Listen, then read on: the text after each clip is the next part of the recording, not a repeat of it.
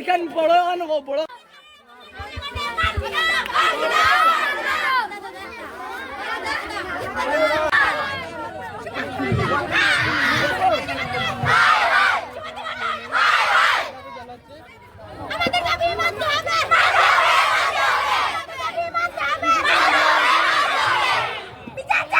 তোমরা কি কারণে আজকে স্কুলটা বন্ধ করেছো?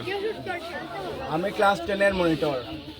বিগত দিনে যে আমাদের স্কুলের স্যারের উপর যে আক্রমণটা হয়েছিল এটা আমরা অ্যাকসেপ্ট করতে পারছি না। কারণ আমাদের জীবনে শিক্ষার মেরুদণ্ড হলেন শিক্ষক।